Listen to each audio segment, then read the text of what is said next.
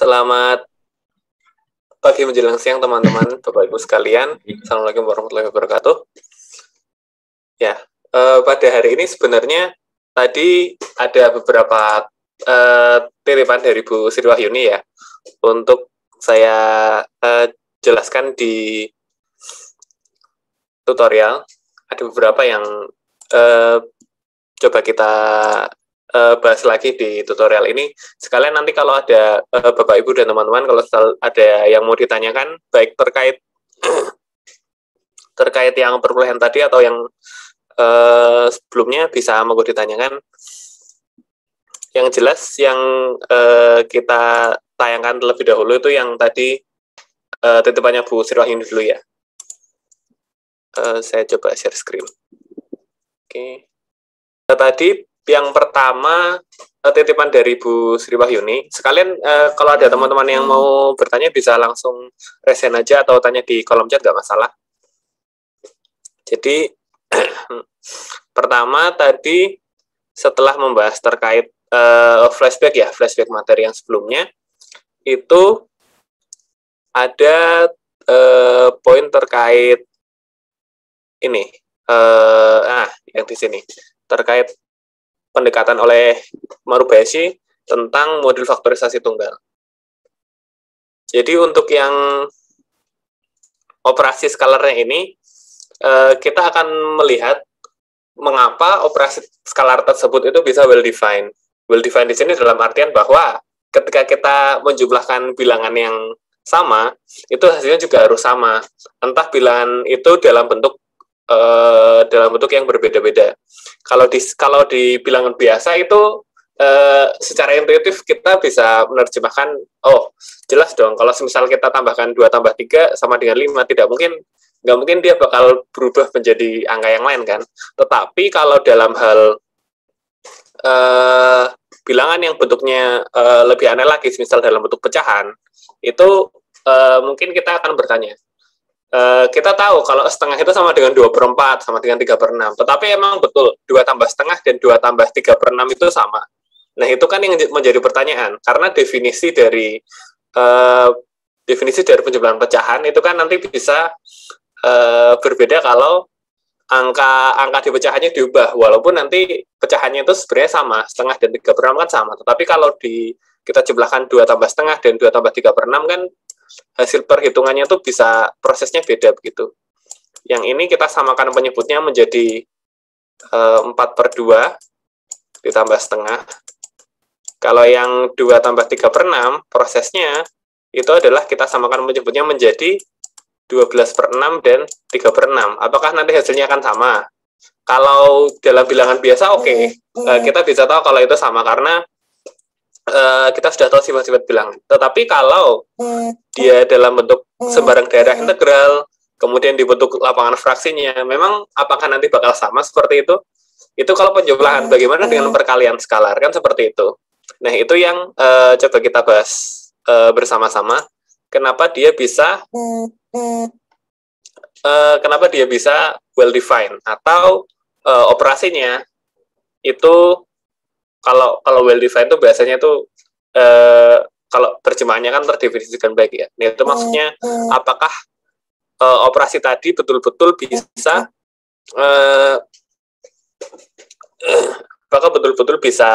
dilakukan walaupun bentuk yang dioperasikan tadi berbeda. Oh ya, mohon maaf ya, ini tadi ada suara ini silent HP saya, mohon maaf. Oke. Nah, ini kalau saya terjemahkan seperti ini. Ya. Dengan definisi D kali P per Q sama dengan DP per Q, apakah dia betul-betul well defined atau tidak? Berarti untuk membuktikan dia well defined, itu prinsipnya adalah kita mengambil masing-masing 2 elemen yang sama. Dari D-nya kita ambil yang sama, P per Q-nya kita ambil yang sama. Tetapi diambil perwakilannya saja yang berbeda.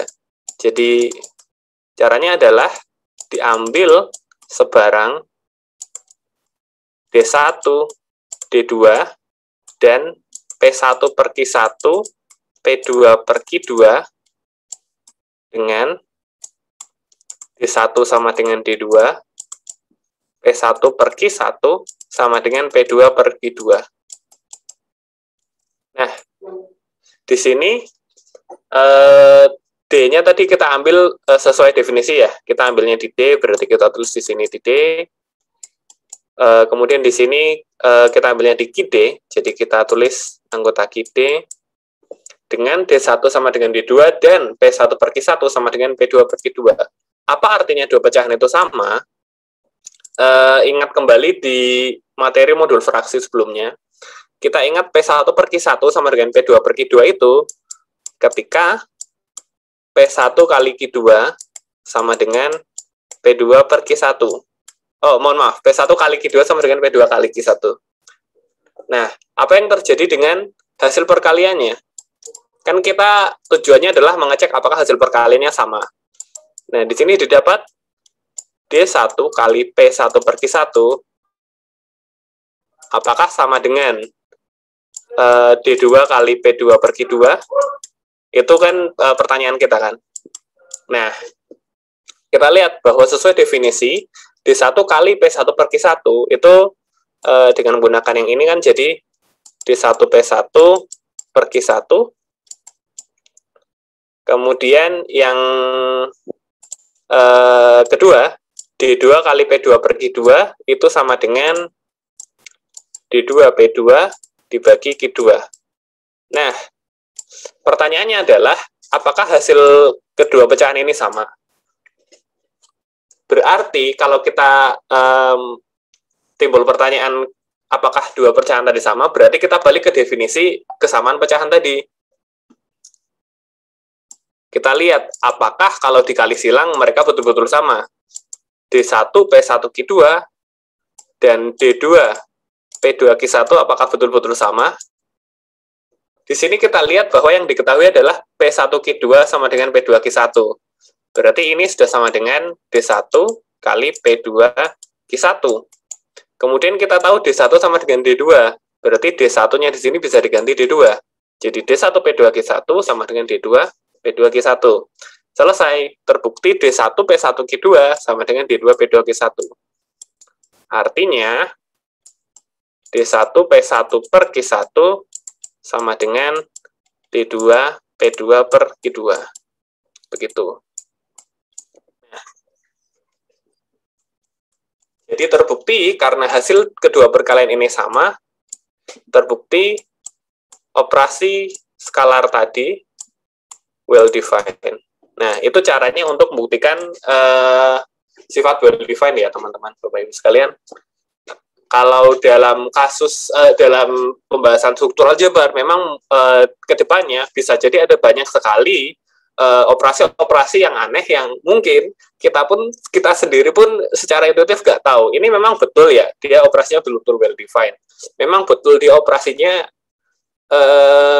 wajar seperti halnya operasi penjumlahan dan perkalian yang kita biasa kenal di SD. Yang seperti itu. Nah, itu yang mungkin akan muncul ke depannya. Bisa jadi dalam penelitian, nggak cuma teori modul ya, bisa jadi ke dalam penelitian topologi misalnya, atau ke teori, selain topologi mungkin ketika mengkonstruksi himpunan yang aneh-aneh gitu, ruang metrik gitu, misal di analisis. Nah, itu bisa jadi ada pertanyaan seperti ini, itu yang perlu diasah dalam metode pembuktiannya. Gitu. Sampai sini ada pertanyaan dari teman-teman Bapak Ibu sekalian?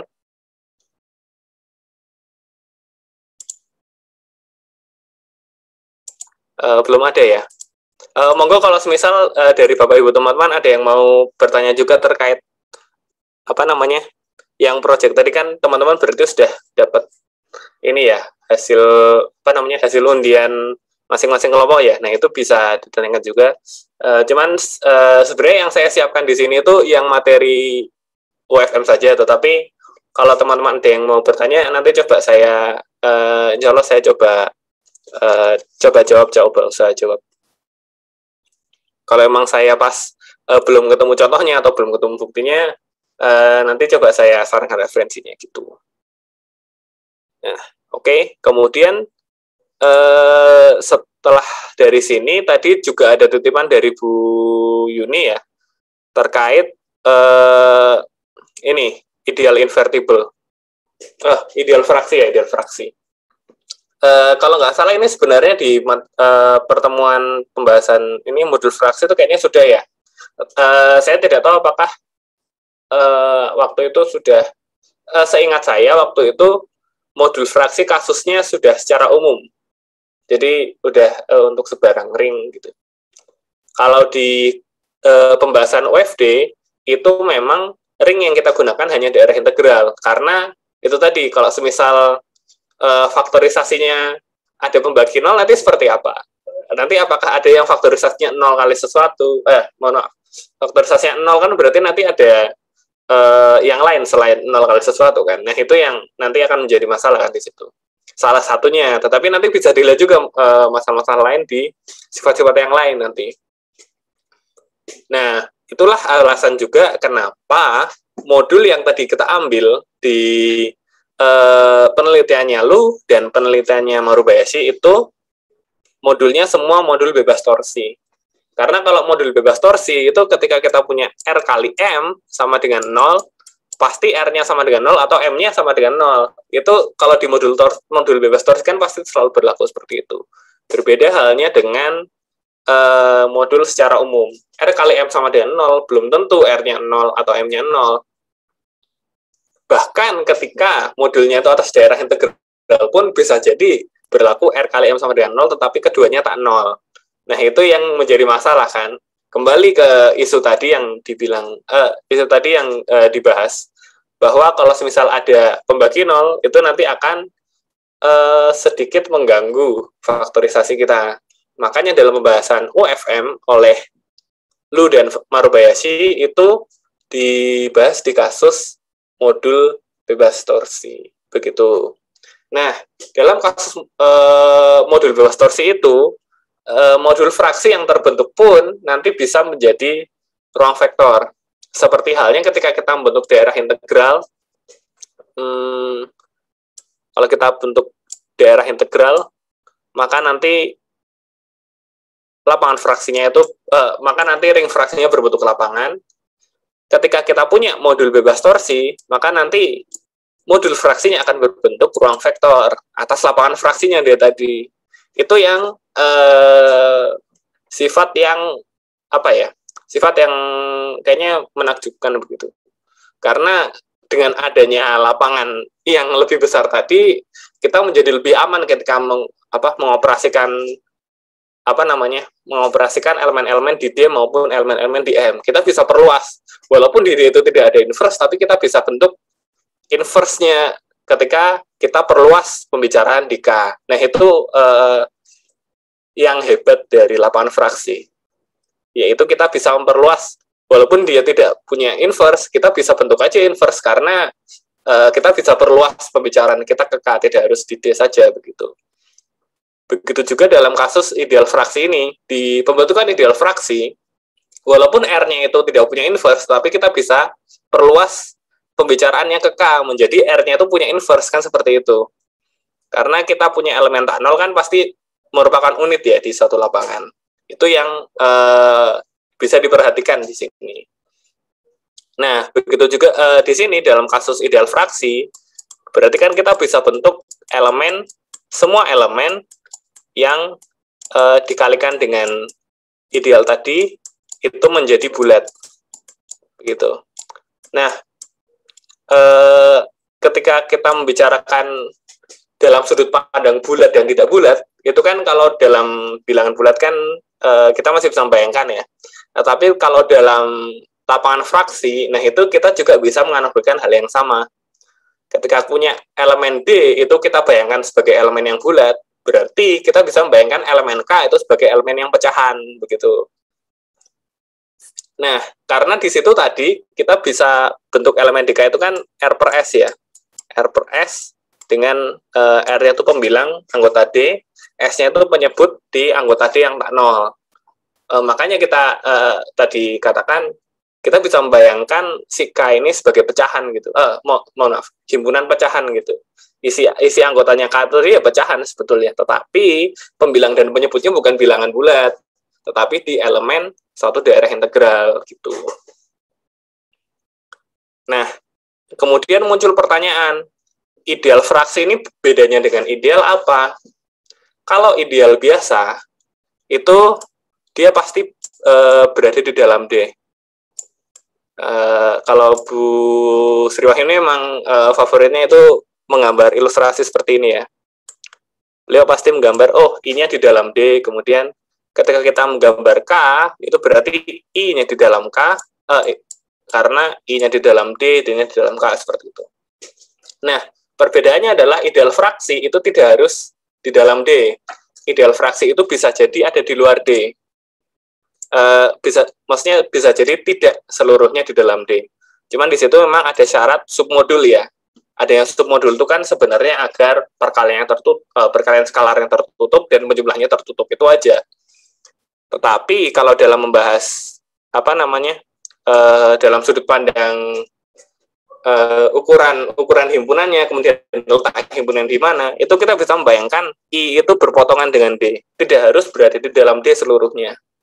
Itu yang unik dari ideal fraksi. Berbeda dengan ideal fraksi itu bisa keluar dari D gitu. Walaupun nanti pasti beririsan juga karena I kan pasti punya elemen identitas ya.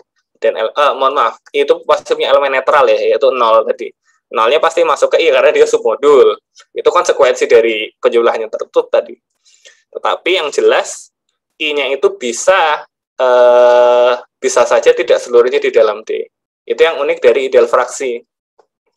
Nah, apa yang membedakan ideal fraksi dengan sebarang himpunan yang di luar D? Kalau himpunan yang di luar D, meskipun penjumlahan dan perkaliannya itu tertutup, tetapi bisa jadi dia tidak bisa dikembalikan ke bentuk bulat. Kan tadi I-nya itu ada yang bulat, ada yang pecahan nih. Karena ada yang di dalam D, ada juga yang di luar D. Berarti kan ada yang bulat, ada yang pecahan. Nah, masalahnya yang pecahan ini, pecahannya apakah bisa dikembalikan ke D lagi? Oke lah, kalau pecahannya hanya 1, misal R per S, kita bisa kalikan dengan S, nanti akan menjadi R, R-nya anggota D, selesai. Tetapi di sini elemen pecahannya itu nggak cuma 1, elemen pecahannya itu bisa banyak sekali, bisa tak hingga. Bagaimana kita menjamin penyebut tadi itu bisa dihilangkan? Itu pertanyaannya kan. Dalam membahasakan penyebut bisa dihilangkan, itu kan berarti sebenarnya bagaimana untuk mengalihkan pecahan-pecahan tadi agar hasilnya bulat, hasilnya anggota D. Dalam artian, apakah bisa ditemukan R sebagai pengalih untuk pecahan-pecahan di I, sehingga hasil perkalian tadi semua masuk ke D, alias RI subset D. Dalam kasus ini diubah menjadi notasi afrak, karena memang afraktur kan tidak mesti ideal ya, bisa di luar D. Nah, di sini muncullah definisi ideal fraksi tadi. Kapan satu himpunan di K itu ketika kita kalikan dengan satu pengalih, dia akan kembali ke D. Dalam bahasa halusnya tadi, kapan kita bisa membuat penyebut-penyebut di A itu hilang semua, kan gitu. Nah, itu yang menjadi concern di pendefinisian ideal fraksi. Nah, sekarang pertanyaannya, teman-teman bisa nggak membayangkan ada ideal fraksi yang bukan ideal? Ada yang bisa menebak kira-kira ada nggak ideal fraksi yang bukan ideal? Kan tadi kalau ideal itu pasti ideal fraksi ya. Kalau ideal fraksi ada nggak yang bukan ideal? Ada yang bisa menebak? Ini kalau dari partisipan, saya coba panggil Kak Desvan. Ada Kak Desvan? Halo? Nggak ada di lokasi ya? Oke. Kak Chandra ada? Halo?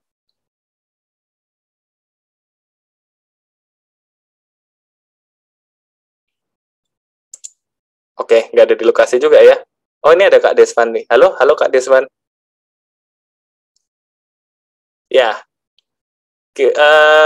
kira-kira ada nggak ideal fraksi yang bukan ideal? Kalau tadi ideal kan mesti ideal fraksi ya. Bisa memberi contoh himpunan yang ada di luar ideal? Yang bukan ideal?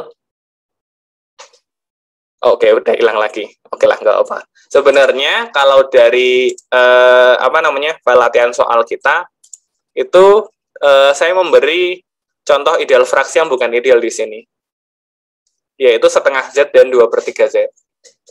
Setengah Z itu kan sebenarnya tidak berada di dalam Z ya, karena dia ada elemen yang ada di luar Z, yaitu setengah.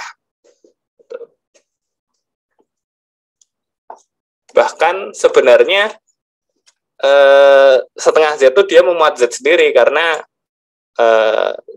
kan setiap bilangan bulat kan bisa dinyatakan sebagai setengah kali 2R gitu. Makanya kalau di dalam diagram Venn gitu, dia bentuknya ini Z, kemudian ini setengah Z, ini K. Jadi benar-benar memuat Z-nya, malah ini Z, kemudian yang memuat Z tadi adalah setengah Z.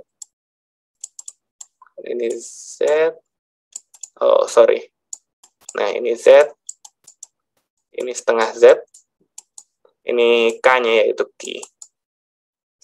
Nah pertanyaannya, setengah Z itu dia lebih besar dari Z. Tetapi apakah dia ideal fraksi atau bukan? Nah itu bisa dicek sendiri. Caranya adalah dengan menemukan pengali agar setengah Z itu bisa penyebutnya hilang semua. Kira-kira pengalinya apa kalau setengah Z? Agar penyebutnya hilang semua. Di sini ada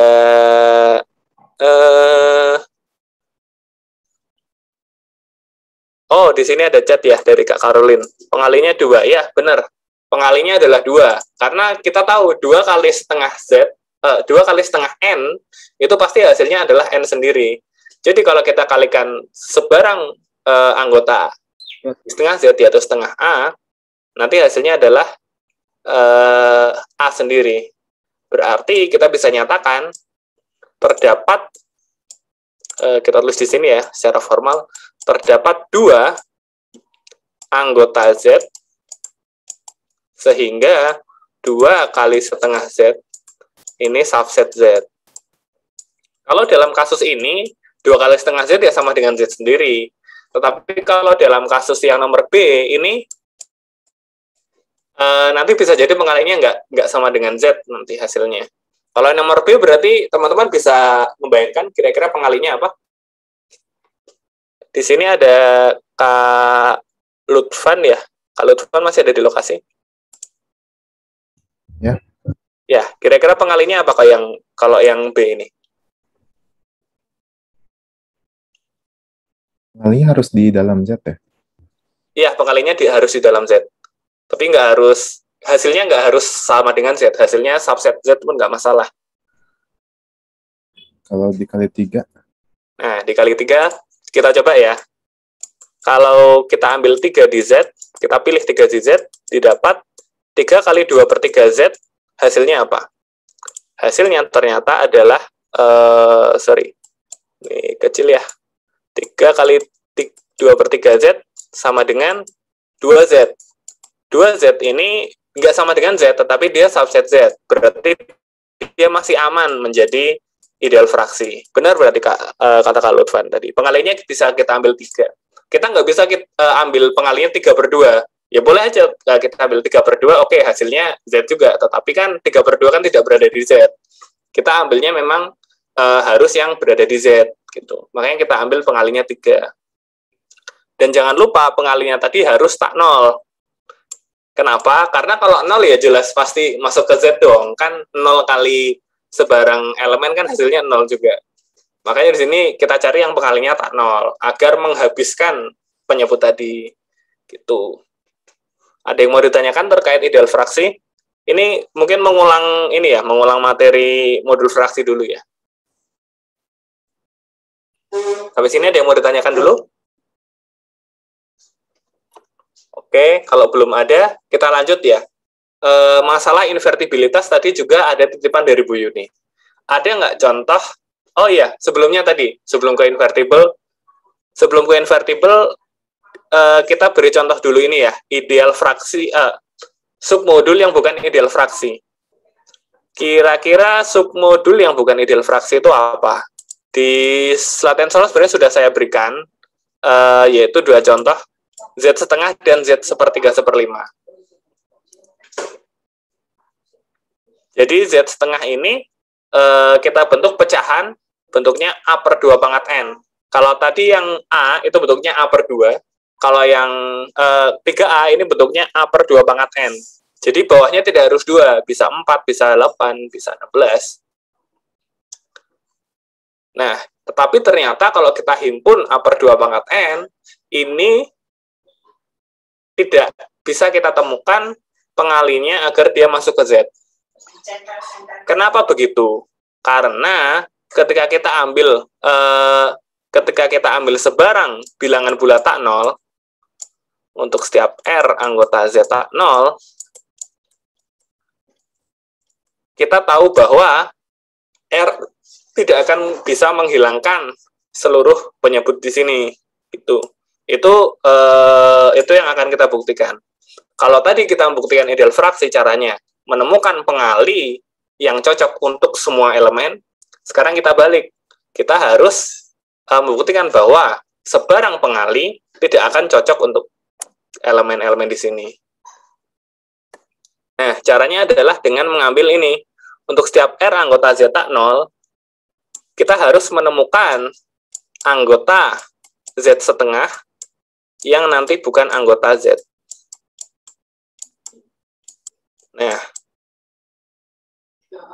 di sini R kali A per 2 pangkat N, itu kenapa bisa pasti tidak masuk ke Z? Nah, itu kan sebenarnya masih belum tentu ya, karena di sini A-nya juga masih belum pasti, N-nya juga masih belum pasti, begitu. Tetapi satu hal yang perlu kita tahu, kita bisa memilih satu aja contoh A dan N agar dia tidak berada di Z. Kenapa begitu? Yang penting adalah dia, kalau tadi yang membuktikan ideal fraksi, kita membuktikan pengali yang cocok untuk semua, berarti kebalikannya di sini kita menemukan pengali yang tidak cocok untuk semuanya. Tidak cocok untuk semuanya berarti kan kita pilih anggota Z setengah yang memang tidak cocok untuk pengali itu. Dalam artian kita pilih salah satu A dan salah satu N yang memenuhi dia tidak masuk ke Z. Kalau tadi kita tahu R-nya itu sebarang bilangan bulat tak 0, bisa nggak kita menemukan pecahan yang kalau dikalikan dengan R pasti bukan bilangan bulat? Bisa nggak? Ternyata bisa. Bisa aja kita ambil ini 1/2 pangkat R. Kenapa dia bukan bilangan bulat? Waktu kita lihat R kali 1/2 pangkat R, oh ternyata hasilnya adalah R dibagi 2 pangkat R. Yang bawah ternyata pasti lebih besar dari yang atas kan?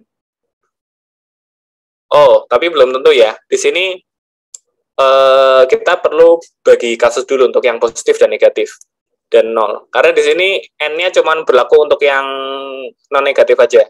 Kalau yang untuk yang negatif itu yang bermasalah kan? Berarti untuk yang negatif kita ambil nilai mutlaknya aja. Kan pasti nanti juga bakal lebih besar dari R-nya kan? Nah, kita ambil aja nilai mutlaknya.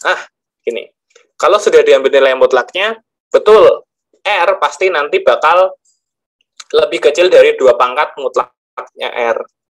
Karena yang atas lebih kecil dari yang bawah, berarti hasilnya bukan bilangan bulat. Hasilnya hanya pecahan biasa, begitu. Itulah kenapa Z setengah ini akan menjadi submodul yang bukan ideal fraksi. Begitu juga untuk yang B, nanti kalian bisa menemukan bahwa untuk setiap R terdapat elemen di himpunan tersebut yang ketika dikali R tidak masuk ke Z. Begitu. Ada yang mau ditanyakan dulu sampai di sini?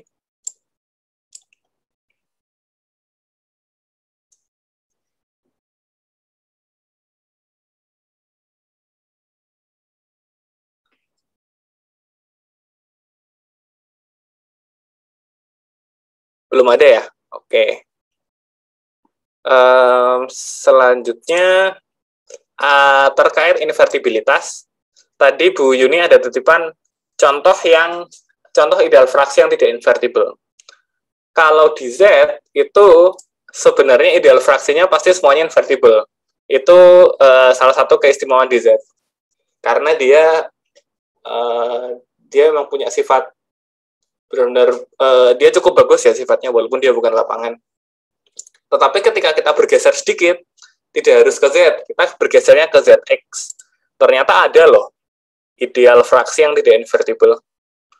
Tetapi kita pilih yang ideal aja ya, karena sederhana kan. Ideal kan pasti ideal fraksi. Nah, ketika kita lihat, oh ada ideal yang tidak invertible ternyata di ZX. Apa itu? Di sini saya berikan adalah ideal yang dibangun oleh 2 dan X. X sebagai polinomial ya maksudnya. 2 kali. Jadi 1 kali X pangkat 1 ini. Nah, untuk membuktikan ideal yang dibangun oleh 2 dan X itu tidak invertible, memang ada beberapa step. Ini saya pecah stepnya menjadi 3 buah. Jadi kita buktikan dulu bahwa inverse dari 2,X itu nanti bentuknya ternyata sama dengan ZX. Caranya membuktikan bahwa inverse dari ini, subset yang ini, dan himpunan yang ini tadi, irisan 2 himpunan ini, itu subset ZX.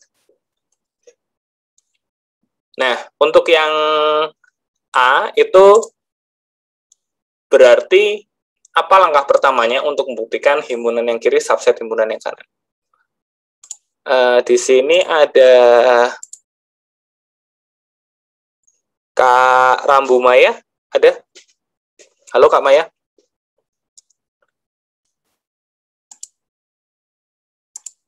Halo, apa ada di lokasi? Ya. Oke, berarti step pertamanya apa untuk yang A ini? Berarti ambil anggota dari yang sebelah kiri dulu, dibuktikan sebelah kanan. Yes, ambil sebarang anggota di siku 2,X inverse. Ya, betul. Ambil sebarang K ya. Di sini bentuknya fungsi ya, jadi kita tuliskan KX begitu. Sebarang anggotanya kan berarti AX per BX.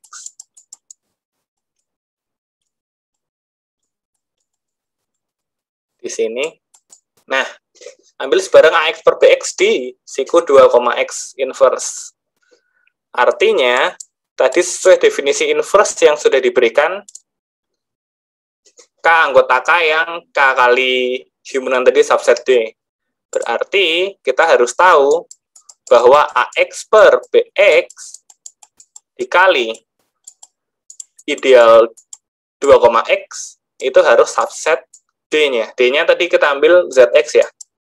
Ideal dari integralnya ZX. Oke. Apa yang terjadi kalau himpunan AX per BX kali himpunan ini subset ZX?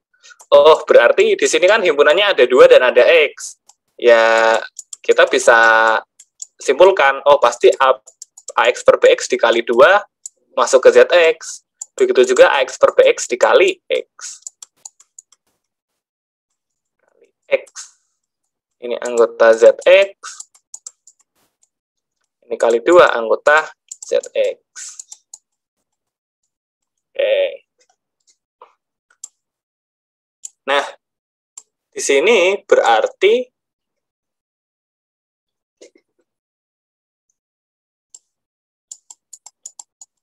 kita dapat AX per BX itu menjadi anggota setengah ZX.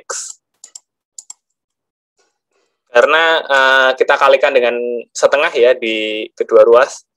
Begitu juga kita kalikan kedua ruas yang ini dengan seper X. Karena seper X kan anggota K ya, tidak masalah. Itu tadi yang saya bilang keistimewaan ketika kita punya lapangan fraksi. Kita bisa mengalihkan dengan inverse-nya walaupun inverse-nya sebenarnya tidak berada di situ. Tapi inverse-nya kita bisa ambil di lapangan fraksinya. Tuh. Nah, di sini anggota seper X kali ZX. Karena kita kalikan dengan seper X ya. Akibatnya, berarti AX per BX, anggota,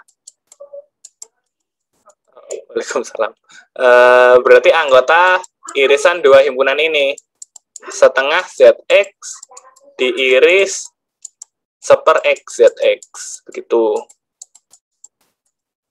Nah, step yang A sudah selesai. Kita buktikan yang step B. Buktikan kalau himpunan yang kita dapat ini, seper X ZX diiris setengah ZX, itu ternyata subset ZX. Gimana caranya? Berarti kita ambil sebarang elemen di irisan himpunan ini. Kita pakai ini ya, kertas kosong dulu. Saya ambil kertas kosong.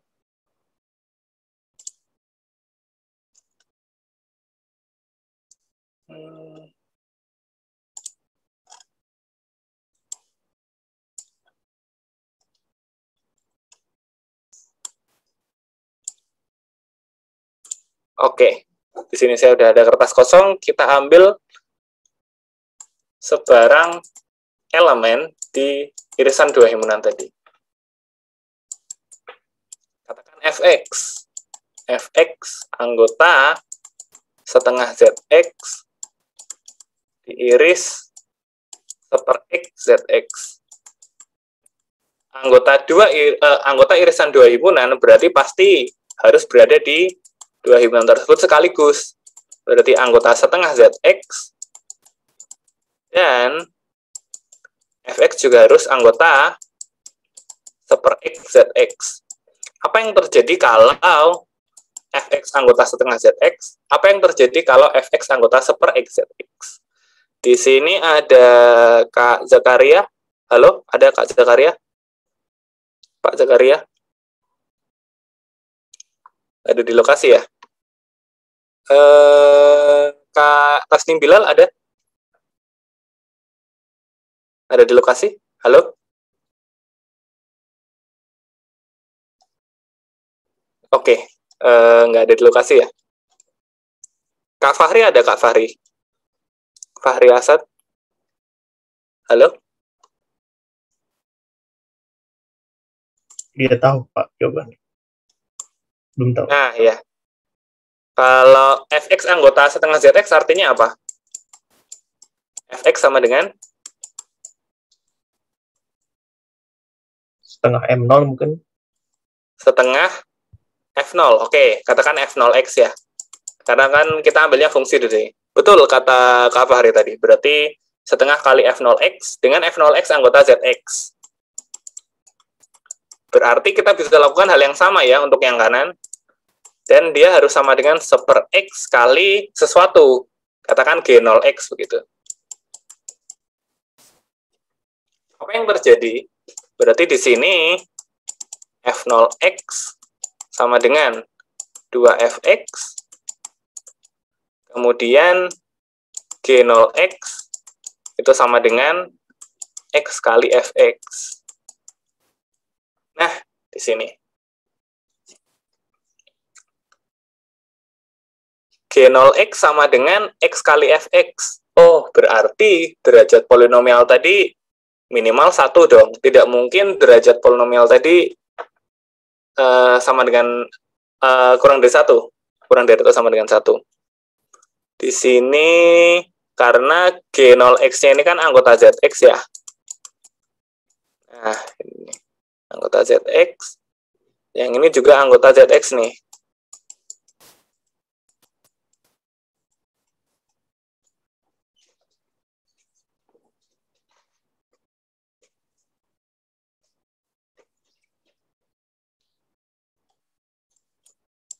Nah, di sini berarti derajat dari G0x pasti lebih dari atau sama dengan 1. Karena tadi X kali sesuatu ya tadi.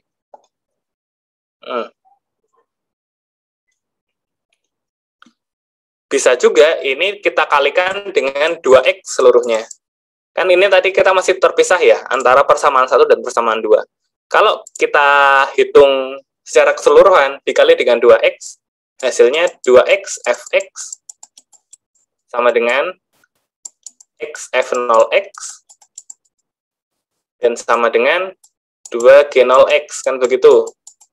Nah, kalau ini lebih enak dilihat. Kita sudah melihat satu persamaan utuh. 2XFX sama dengan XF0X sama dengan 2G0X. Apa yang terjadi dengan fx-nya kalau begitu? Padahal di sini kan F0-nya anggota ZX, kemudian G0X-nya juga anggota ZX. Nah, coba teman-teman pikirkan bagaimana caranya agar si fx itu menjadi anggota ZX, begitu.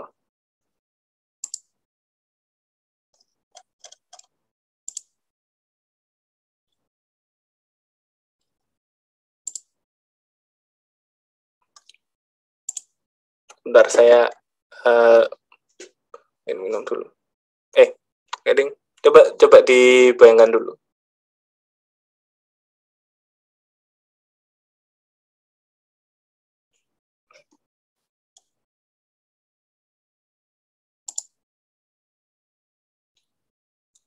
Nah, apa yang terjadi kalau XF0X sama dengan 2G0X? Kalau XF0X sama dengan 2G0X, berarti 2G0X ini derajatnya berapa? Kan X kali F0X ini kan dia pasti bentuknya X kali polinom ya, X kali polinom dalam Z. Berarti dia derajatnya minimal 1. Derajat dari ini itu minimal 1. Kemudian nilai konstantanya tadi adalah 0. Jadi nilai koefisien dari X pangkat 0, koefisien dari X pangkat 0-nya itu harus sama dengan 0, adalah 0. Nah, gitu. Ketika kita melihat sifat ini dari XF0X, berarti kita bisa melihat hal yang sama pasti terjadi di 2 kali G0X. Padahal G0X ini anggota ZX. Berarti G0X juga punya sifat yang sama. Derajat dari G0X itu lebih dari sama dengan 1. Kemudian koefisien dari X pangkat 0-nya adalah 0. Berarti apa yang terjadi? Oh, berarti G0X bentuknya sekian X pangkat 1 tambah sekian X pangkat 2 dan seterusnya. Yang X pangkat 0 nih nggak ada sukunya nih karena koefisiennya 0. Oh, berarti G0X itu anggota XZX. Wah, dari sini muncul sesuatu nih. Kalau G0X anggota XZX, apa yang terjadi dengan seper X G0X? Berarti seper X kali G0X itu anggota ZX. Karena kita bagi dengan X ya. Padahal tadi kita lihat, oh, seper X G0X itu FX loh. Berarti fx kita dapat anggota zx juga. Akibatnya, kita sampai ke kesimpulan bahwa himpunan yang irisan tadi ternyata subset zx. Loh, padahal tadi himpunan yang irisan tadi memuat inverse dari 2,x loh. Wah, berarti inverse dari 2,x itu harus subset dari zx, begitu. Sebaliknya, ternyata ZX juga subset dari 2,x inverse. Kenapa? Karena anggota-anggota ZX ketika dikalikan dengan anggota-anggota 2 kali 2,x, itu pasti masuk kembali ke ZX. Tentu saja, karena 2,x-nya tadi ideal. Berarti ZX itu, ini saya hilangkan. Nah, berarti ZX itu juga subset 2,x inverse. Wah, di sini nih, akibatnya kita tahu ZX dan inverse dari 2,x itu sama.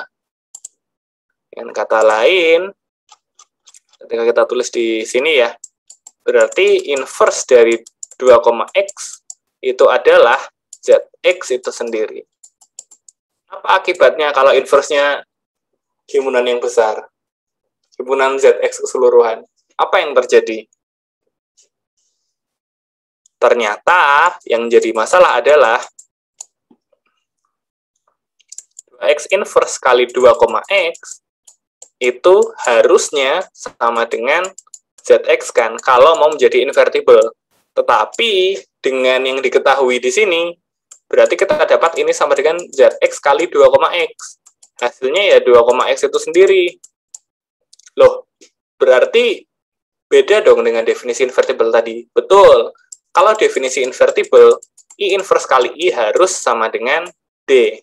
Berarti I inverse I harus sama dengan zx. Tapi di sini tidak sama dengan zx. Dia sama dengan 2,x. Ada masalah di sini. Oh, berarti kita tahu 2,x memang tidak invertible.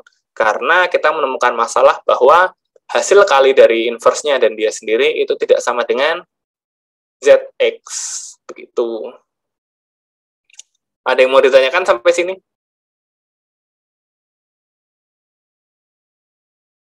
Oke. Buat kalau misal belum ada pertanyaan, kita lanjut ke yang D ya. Di sini ternyata 2,x bisa jadi contoh yang tidak memenuhi V ideal. Tadi V ideal definisinya apa? Oh, V ideal itu definisinya ketika AV sama dengan A. Emangnya AV di sini apa sih? AV ini kan sebenarnya kalau dari notasi ini masih kurang kelihatan ya. Di titik 2A, kemudian di titik 2 akan dia lagi. Secara eksplisit mungkin tidak terlalu terlihat, tapi sebenarnya kita bisa bahasakan ke dalam bahasa inverse. D titik 2A itu sebenarnya adalah A inverse ya tadi. Ini A-nya seharusnya A fraktur, mohon maaf. Saya ada salah ketik. Nah, karena ada A fraktur di sini, karena ada A inverse di sini, dan ada titik 2 lagi, oh berarti titik 2 tadi kan artinya inverse ya. Berarti ini adalah A inverse diinverskan. Jadi sebenarnya AV itu bisa kita bayangkan sebagai operasi inverse dilakukan 2 kali. Kalau dalam grup, kemudian dalam lapangan, inverse dilakukan 2 kali seharusnya sama dengan dirinya sendiri. Tetapi yang jadi masalah adalah dalam pembahasan ideal fraksi diinverse 2 kali, hasilnya belum tentu dirinya sendiri. Ini yang menjadi masalah. Makanya tadi dibahas oleh Bu Yuni, muncul definisi baru yang disebut dengan V ideal. V ideal itu adalah ketika satu ideal diinverskan 2 kali, hasilnya dirinya sendiri. Memangnya ada ideal yang diinverse 2 kali, hasilnya bukan dirinya sendiri? Oh, ada. Yaitu contoh kita tadi. Contoh kita tadi adalah siku 2,x. Ternyata kalau siku 2,x diinverskan sekali aja, hasilnya zx. Apalagi kalau 2 kali. Kalau 2 kali hasilnya apa? Berarti inverse diinverskan, hasilnya adalah zx inverse. Zx inverse. Nah, coba teman-teman buktikan kalau D inverse itu sama dengan D sendiri. Nanti kalian bisa tahu kalau zx inverse itu hasilnya ya zx sendiri. Karena tadi daerah integralnya kita ambil zx. Gitu. Jadi kita dapat inverse dilakukan 2 kali terhadap ideal ini, hasilnya bukan dirinya sendiri, tetapi hasilnya adalah zx.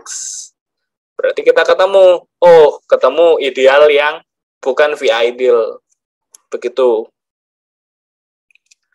Sampai sini ada yang mau ditanyakan terkait materi ini, UFM? Terkait proyeknya ada yang mau ditanyakan nggak ya? Kan tadi proyeknya kita ada 2 ya, 2 topik. Mana tadi? Saya coba tayangkan yang di ini ya, yang di slide satunya.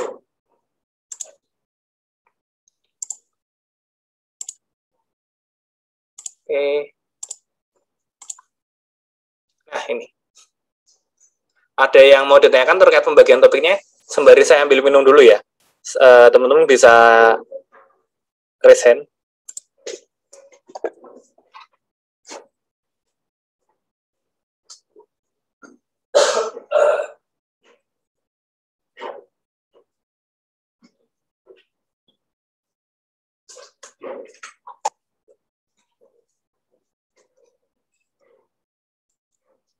Yes, halo. Oke, sudah terlihat. Dari teman-teman ada yang mau ditanyakan terkait topiknya? Kalau topik yang ini tadi kan berarti di slide kita ya. Ya, balik lagi ke slide kita sendiri. Oke. Nah, yang jadi... Oh, sebentar. Ya, bolak-balik deh. Nggak apa-apa, Musa. Oke.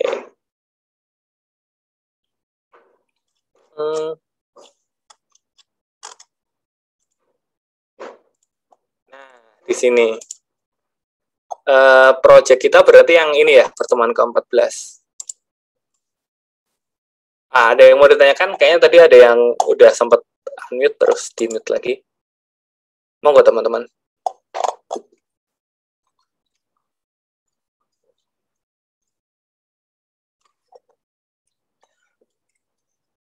Nah, ini, project 5A dan project 5B.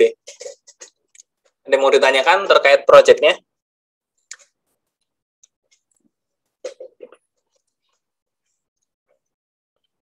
Yakin nih belum ada. Yang dapat topik 5A tadi siapa ya? Pembagian kelompoknya tadi. 5A itu tadi kelompok 2 ya. Kelompok 2 berarti ada Bu Hariza Hayu, terus ada Kak Kori, ada Kak Theo, ada Kak Listiana, ada Kak Aulia, ada Kak Putri. Ada yang di sini? Halo, bisa unmute? Teman-teman yang di kelompok 2.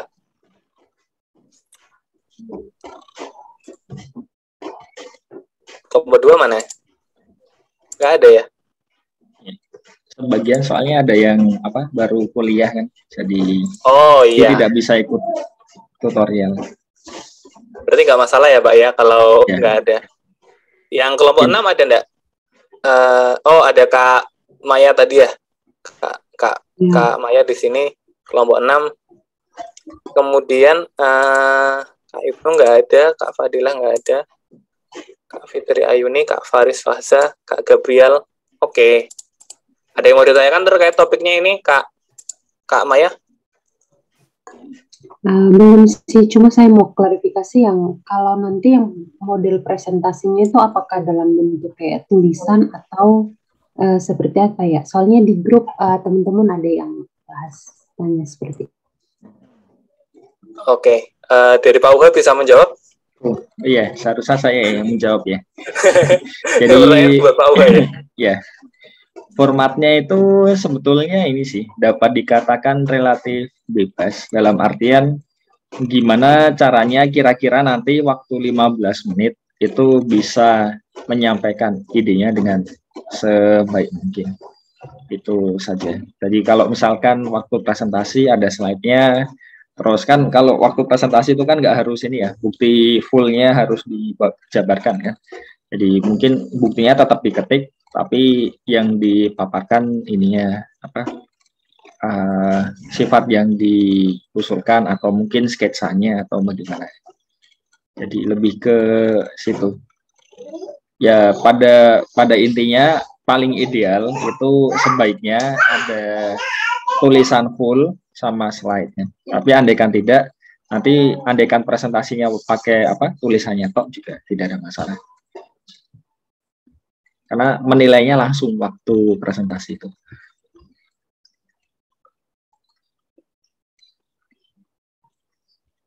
Baik Pak, terima kasih. Untuk rubriknya masih di ini sih oleh Bu Indah. Nanti akan kita sampaikan lah. Jadi apa saja yang dinilai kan, baru susun oleh Bu Indah.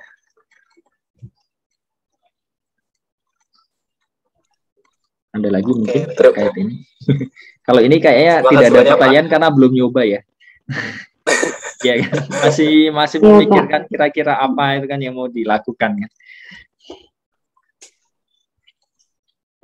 Ya. Terima kasih banyak Pak Uha. Berarti sudah menjawab ya Kak Maya tadi. Sudah. Oke. Terima kasih. Dari teman-teman Bapak Ibu lain ada pertanyaan sebelum kita tutup 10.56 ya.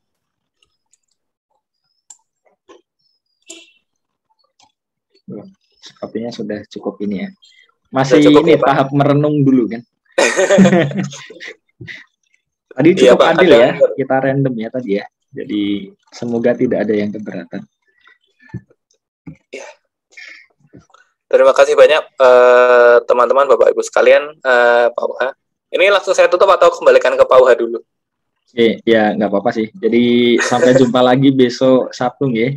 Jadi diusahakan meskipun bukan jatah kelompoknya itu bisa datang. Khususnya ini kan tadi ini ya satu paket kan ibaratnya. Kayak apa? Ya topiknya ada topik 1A, 1B sama-sama modul fraksi misalkan kan. 2A, 2B sama-sama yang di eksak. Jadi ya nanti bisa belajar dari satu sama lain. Harapannya seperti itu kan. Dan untuk di jamnya itu ya diusahakan gimana caranya bisa hadir. Kan cuma 20 menit. Nanti kita juga akan cukup strict ya tentang waktu. Karena kalau misalkan molor nanti untuk ya seperti inilah, seperti waktu seminar lah. Seminar itu kan juga cukup strict kan. Nanti andaikan mundur paling cuma dikit kan. Karena biasanya kan sudah di-upload dari kelompok ini presentasi kapan kan. Jadi ada yang nunggu kan, siapa tahu kan. Ya kurang lebih seperti itu. Oke, matur nuwun ya Mas Musa. Sepertinya sudah tidak ada yang ini kan mau ditanyakan lagi. Saya pula ada yang mau ditanyakan. Oke. Berarti tadi saya sedikit kurang fokus. Berarti kita perlu mengumpulkan semacam tulisan gitu atau tidak, Pak? Dan jika dikumpulkan itu dikumpulkan kemana, Pak? Pertanyaan bagus. Jadi idealnya itu nanti sebaiknya ini kalau kemarin kita berpikirnya ini ya bisa dikirimkan ke dosennya sih. Tapi ini aja lah supaya lebih mudah, supaya tidak bingung. Nanti mungkin saya buat ini aja di Google Form ya. Jadi di Elo nanti paling bawah yang di bagian presentasi itu saya buatkan satu Google Form supaya bisa ngupload file di situ kan. Jadi nanti satu sama lain juga bisa melihat hasil kerja dari kelompok lainnya. Dan sekali lagi paling idealnya itu sebetulnya ada yang bentuk tulisan full, terus ada slide-nya. Cuma kita tidak ingin memberatkan ya, jadi disesuaikan dengan kemampuan masing-masing aja. Intinya gimana caranya supaya ketika presentasi 15 menit itu bisa tersampaikan hasil belajarnya. Jadi seperti biasa kan, kalau dinilai itu kan ya lebih lengkap, lebih baik kan. Itu aja. Ada pertanyaan lanjutan? Sepertinya tidak ya. Sudah cukup siang. Mohon maaf tadi saya sambil sarapan juga ya. Karena ya suatu lain hal. Oke, terima kasih semuanya. Sampai jumpa lagi besok Sabtu ya. Sekali lagi matur nuwun ya Mas Musa ya, sudah ini menjelaskan banyak hal lah di siang hari. Terima kasih kembali Pak. Mohon maaf juga, ini pertemuan terakhir ya Pak ya berarti. Iya. Saya sekalian mohon maaf atas kesalahan kata-kata dari pertama kali kita bertemu online sampai sekarang. Itu aja Pak, terima kasih. Sampun ya, berarti kita tutup ya. Izin tutup roomnya. Selamat melanjutkan aktivitas. Sampai jumpa lagi besok Sabtu. Ya. Oh ya, linknya sama ya, Sabtu ya. Terima kasih Pak. Oke. Hari ini masih banyak yang nyasar. Saya Iya, nggak tahu saya kenapa. nyasar juga Pak.